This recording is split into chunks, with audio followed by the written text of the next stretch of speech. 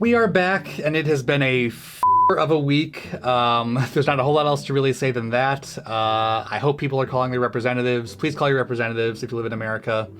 In the meantime, I think we could all use a bit of wholesomeness, I'm really enjoying how wholesome this game is. And there are no Nazis in it that I'm aware of, so that's good too. So here we go.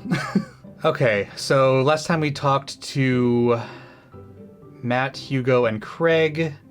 I want to check and see how Robert and Brian are doing. I glanced across the yard and noticed Robert and Brian chatting over drinks. Man, I don't think I want to deal with being one-upped by Brian right now, but I guess I could live with learning more about Robert. Oh no, they caught me staring. Oh no, Brian's waving me over. Shoot.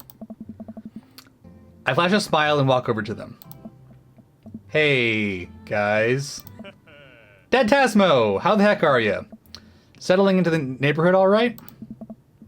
Oh, you betcha. Got the living room in order at least. That's great to hear. I've been doing some living room work as well. Finally got the 50-inch in there. The game looks great in high def. The game. Oh boy. Dadtasmo, have you met Robert yet? Yeah, we've met. Robert regards me over his whiskey. Good seeing you again. We were just talking about my most recent camping trip. Spent a night out in the woods with Daisy and Maxwell. She's definitely an outdoorsy one, even caught her first fish. It's good to see you taking your daughter out like that. I bet she loved it. Oh.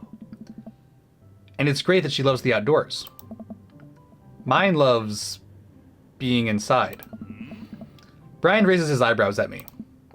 Being inside making art. She won a local competition for that art. Yep. Art. Did I put it on too strongly? Robert stares at me blankly for a second. Anyway. I haven't gone camping in years, not since the last time. Same here. Well, things change once you have Wait. What happened the last time? Robert takes a long sip of whiskey. Well, old Johnny Boy and me were out in the backcountry. Johnny Boy's a strong kid, met him in my army days. Comes from Kansas. They build him tougher out there. Anyway, things go south pretty quick. Johnny Boy breaks his ankle when the rope bridge snaps.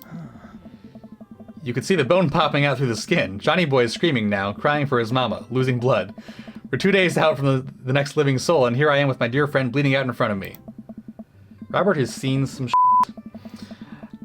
I think this might be a typo. I'm able to dress the wound, but now I got a fireman carry a 6-foot, 180 pound man over some of the toughest terrain I've ever been in.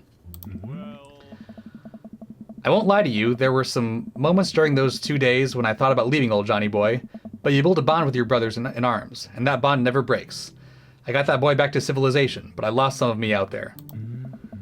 I guess that's camping for you. Brian and I stare in disbelief. Robert takes another long sip of whiskey. I'm just kidding. My friend John and I went inner tubing down a river and lost a flip-flop. Missed that kid. Brian and I laugh nervously. Or am I kidding? Brian and I tense up again. I'm kidding. Phew. He kind of Eddie Izzarded us there. Amanda and Daisy barrel up to us laughing. Daisy is holding a paper plate in front of her like a steering wheel. We gotta get off this haunted truck. Oh no, the ghost locked the doors. They're playing Haunted Ice Road Truckers. Quick, hit the emergency escape button. But trucks don't have emergency escape buttons. Then hit the brake, I guess, and we'll get out of the truck. The imaginary truck. Anyway, we're safe from the ghosts, but how will we ever survive this Arctic tundra? Daisy, you might have to eat me. Are you prepared to do that? I'm prepared to do anything to survive. That's cold-blooded. I like that. Although I'm not sure I have the materials required to properly cook you. You know, that reminds me of the last time I went skiing. Robert. Wait a second, are you guys playing Long Haul Ice Road Paranormal Ghost Truckers? Yeah. Amanda and I love that show. It's the best, especially that episode where Callum hides Flint's keys, and Flint retaliates by breaking an ancient cursed urn and sending the spirit after him. Yeah, it's such quality reality television. I don't watch a whole lot of television, but I do enjoy that show. That and war documentaries. All right, Daisy, I found us a couple of bugs. They're gonna make a great meal. Lots of protein. Gonna keep us from starving out here in this harsh, icy wasteland. But there's a whole table of food right over there. Daisy, it's a game. We're playing pretend. It's what kids do. Live a little. Amanda gives Daisy a handful of gummy worms from the snack table. They eat them with mock disgust. Let's go find kindling for a fire. Yeah. Okay. But not an actual fire. Because we're playing pretend? Yeah. Now you're getting it. Daisy and Amanda run off. What a cute couple of kids. Man, I've never seen her get along with anyone so quickly. I guess Amanda just sort of has a way with kids. That's kind of amazing. Daisy doesn't really get along with kids her age. It's nice that he's not trying to one-up me this time. Maybe we can have a regular friendship after all. Really? She just kind of keeps to herself. Her teachers say she spends every recess in the library. I think the other kids are intimidated by her intelligence. There it is. He just had to one-up us. I wouldn't worry about it too much. Amanda was shy at Daisy's age too. She used to have a habit of crawling under tables and crying every time we took her to a restaurant. You know, I was going to say that Brian is sort of the straightest of the dads, but I think he's very good at throwing shade, so that's not necessarily true. She bit people, too. Oh, kids, right? Gotta love them. You're required to by law. I hear that. Well, since they're getting along so well, maybe we should try to put together a little playdate for them. They do seem to get along really well, but the thought of continually hearing all about all of Brian's accomplishments is rough. Yeah, that'd be nice. Well, I don't want to take up too much of your time. Go meet some of the other fellas. Guess that leaves... apparently there might be another cutscene with Matt, Hugo, and Craig, but let's talk to Joseph and Damien first. I spot Joseph chatting with a guy from Dead Gotham Beyond by the grill. I wonder what they're talking about. I walk over to them. So I'm curious, can you walk me through why you had your house painted black? Where do I even start? The house stays warmer in the winter, provides an artistic contrast to the rest of the neighborhood, and it complements the crimson interior perfectly. It's definitely an interesting choice. It's very practical. How delightful. Thank you, I'm very proud of my abode. Dadtasmo, I was just having a conversation with Damien here about his aesthetic design decisions. Damien regards me up and down with a warm but critical eye. How do you do? I don't believe I've had the pleasure. I think I saw you in Dead Gotham Beyond the other day. Damien's face turns bright red. I must apologize for my behavior that day. You see, I take the goth lifestyle very seriously, and to be caught in a ruse by such a corporation as Dead Gotham Beyond was profoundly frustrating indeed. I hope you know that while my anger may have been justified, it was no such way for a gentleman to act. It's okay, man. Do tell me about yourself. Are you new to the area? Yes, my daughter and I just moved in the other day. She was the one I took to Dead Gotham Beyond. Very good taste on her part. Does she partake in the goth lifestyle? Do goth people really call it the goth lifestyle? I think for a second. I look over to Amanda, who's hanging out with some of the older kids in the neighborhood. Hey Amanda, would you consider yourself goth? Amanda yells back. I wouldn't necessarily try to fall under one specific label, but I guess if I had to choose one, I would more describe myself as twee hipster with some normcore leanings. Bats are cool though. Ah, pity. Are you enjoying the party so far? Oh, definitely. Thanks so much for putting this on. It's nice to be in a cul-de-sac where everyone is so friendly and welcoming. Amanda walks up to the conversation. I also like The Lost Boys a lot. Really good movie. Does that count as goth? That it would, my dear. I don't believe we've had the pleasure of meeting. Damien Bloodmarch, at your service. Damien finishes the sentence with a flourish and a bow, producing a single rose and offering it to Amanda. Amanda blushes and returns the gesture with a curtsy. My, do you know how to treat a lady? Hello, Amanda. Seemingly out of nowhere, Joseph's twin kids appear. Are they speaking in unison? Hey. Won't you come play with us? Run, Amanda, run. Come play with us forever. Yeah. Guys, enough of the creepy twin shtick. We've talked about this. Christian and Christy slowly back away. Where do you think they got that from? Mary pops into the conversation, wine in hand. Oh. I don't know. Mary takes a long sip of the wine. I think I may have taped over a VeggieTales VHS for The Shining. Who knows? She takes another sip of her wine. Where's Krish? Wasn't he with you? You had him a moment ago. He's probably stuffing dirt in his mouth. He'll be alright. Toddlers are pretty resilient. Mary tips her glass to me. Ain't my first time to the rodeo. Ain't it feel good to be the coach? It's my fourth. I've squeezed 4 little... Sweetheart, would you do me a favor and please find Krish? That would be great. Oh my god. I'm sure he's fine. Mary. Okay, geez. Mary finishes her wine and wanders off. Dad, can we go now? Ah, Lucien. Have I introduced you to Dadtasmo yet? So Lucien is Damien's son. Hey, it's that punk from Amanda's school. I remember you. Whatever. Was half expecting Damien's son to not be goth at all. Seems like at least one of the recurring themes here is that the kids are like the opposite of the parents. At least I guess in some cases, not all cases. That's no way for a young man to speak to his elders. Be polite. Lucien bows. Whatever, sir. Lucien bows again. Mr. Christensen, may I have a veggie burger, sir? Coming right up, bud. Are you vegetarian? Yup.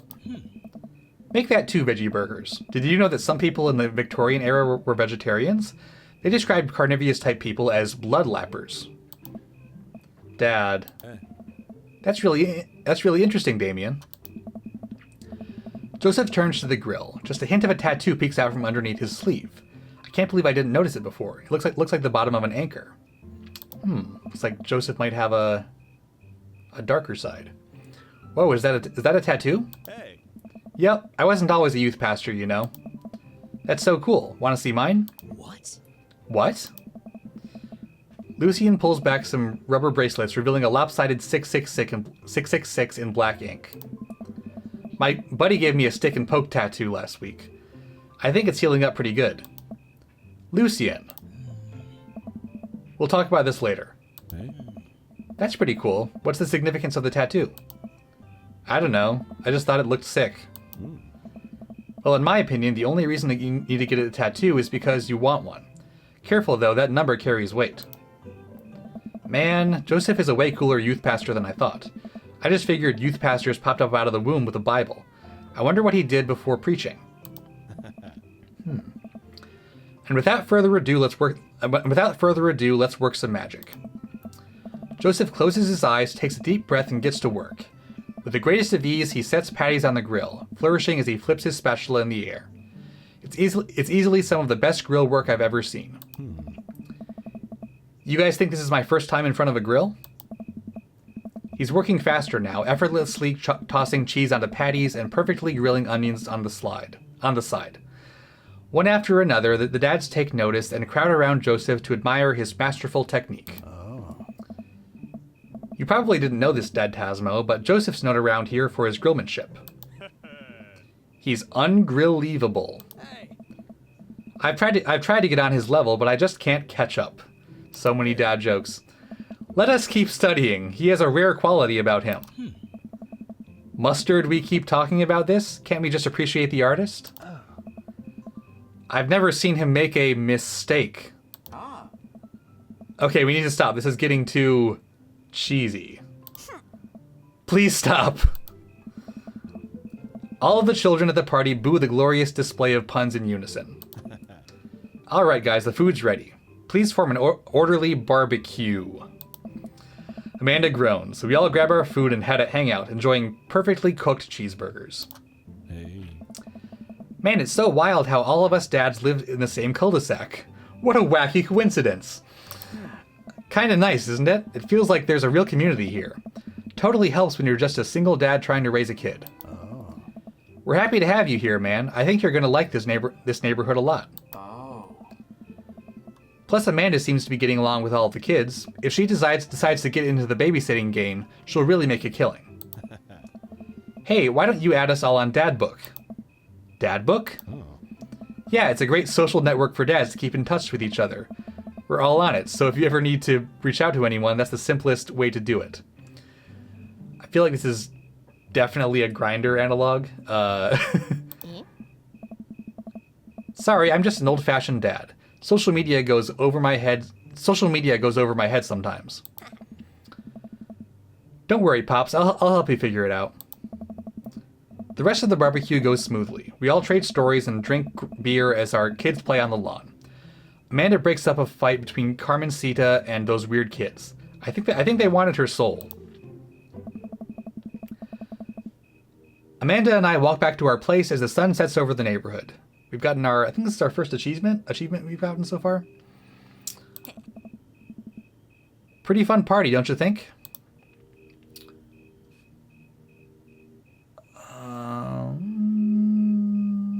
Wish I could have been playing Paranormal Ice Truckers. You and Daisy seemed like you were having a way better time than I was. Because we were. Well, hey, at least you met some other cool dads. You should hit them up on Dadbook. Maybe I will, if I ever figure out how social media works. I have a good feeling about this place. Me too, Dad. Nothing can beat reading in print. Amanda and I arrive home with the remains of our veggie plate. Seems like nobody was really into the cauliflower. Any big plans for this evening? Actually, yeah, I'm going out with some friends. Oh. Is that okay? Of course, just keep me posted. And be home before midnight. You got it. And be careful. I will. Make good choices. Oh. Of course. And call me if you need anything. Dad, you're not going to do the thing where you wait silently for me to come home in the living room with all the lights off, are you? What? No, I've never done that, and I will never do that. Okay, do you have plans tonight? My plans were kind of to eat ice cream and watch TV with Amanda, but I'll find something to do. I'm gonna... Throwing a party seems to be the most social thing, so I'll go with throw a party.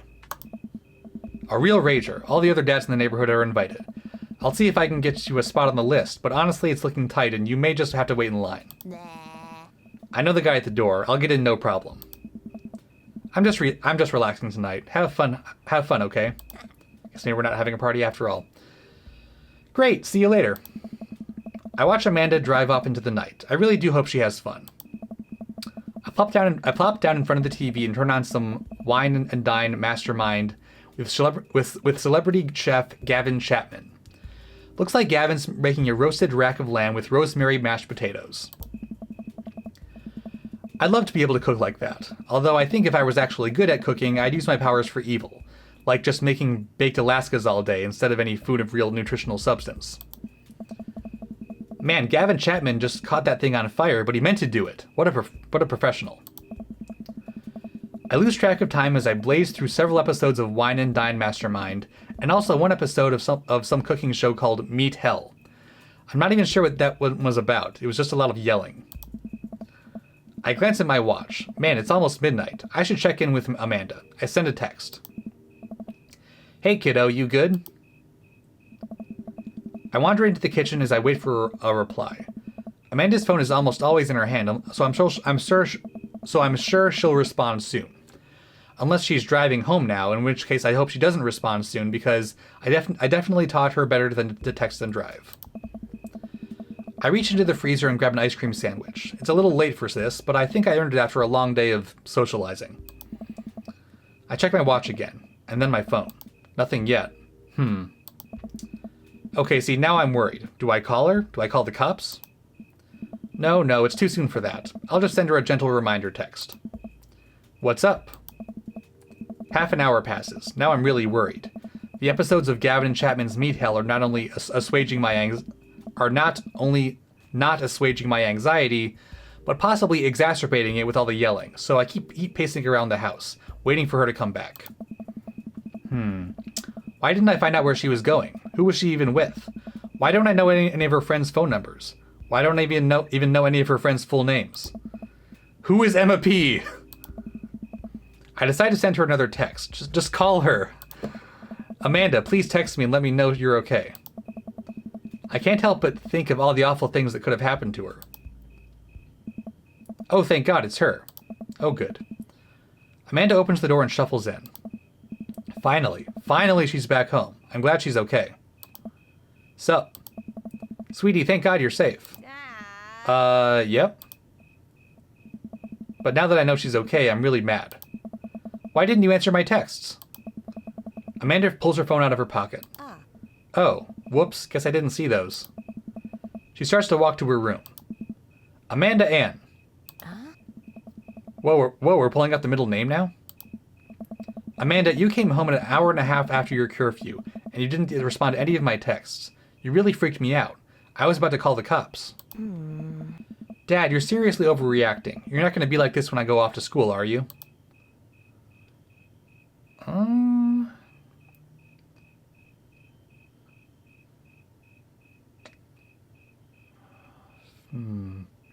going to go with...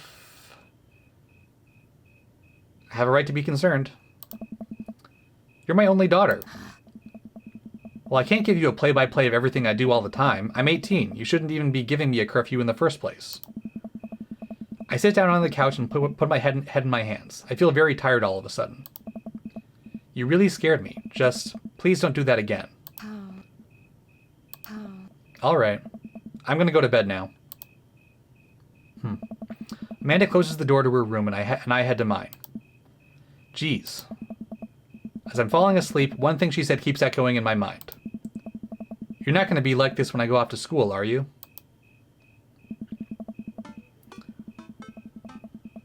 I definitely didn't sleep well last night. I brew some strong coffee and make some scrambled eggs for Amanda as a peace offering.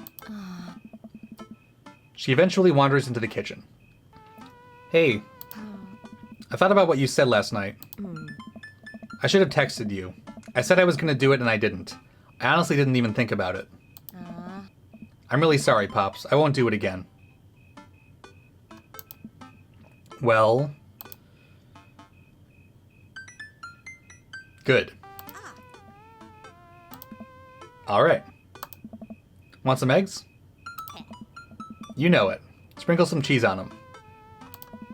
Already did. Bless you. Amanda scarfs down the eggs in the time it takes me to wash the pan. Alright, I'm off to school. Alright, I'm off to school. Smell you later. Wait, one more thing before you go. What? What's Dadbook? It's a social media platform. Wait. What? What's a social media platform? Dad, I have to go to school. Come on, Amanda. I'm an old man. I can't put together a Dadbook profile on my own. Alright, I'll help you sound interesting on the internet. Amanda spends the next couple of minutes setting up my profile on Dadbook, which, as it turns out, is a place where dads can get together and talk about fatherhood. Yeah, and probably date each other too. Alright, Pops, we're gonna fill out your profile. Let's get some likes and dislikes. Oh man, I get to fill out my Grindr profile. On a Friday night, you're most likely to...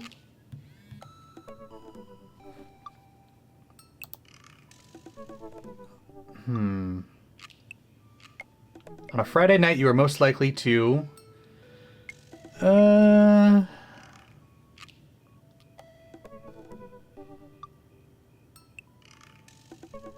Netflix and grill, baby. If you had one thing to take with you onto a desert island, what would it be? Well, a boat, obviously. Seems sensible. What are your turn-ons?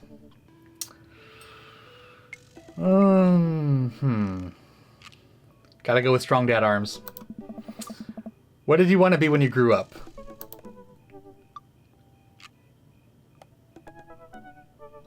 President of Space. What's your favorite movie genre?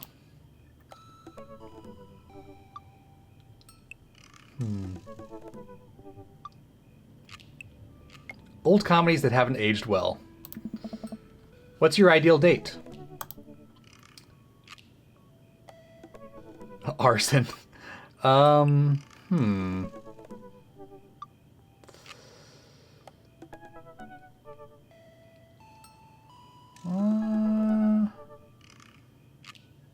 Doing a 1,000-piece puzzle together. Sounds like a good time. What do you never leave home without? My sick vape. Well...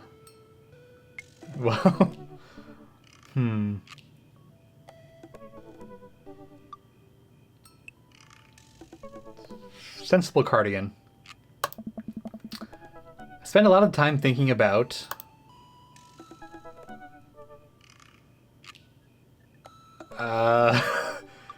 This one feels really relevant right now, but I'm gonna go with how proud I am of my child. Profile complete. See, that wasn't so bad. All right, so still have not dated any dads yet. We're definitely getting there. I think this dad book profile is gonna get us some action. So we're gonna take a break here and see what happens when we come back.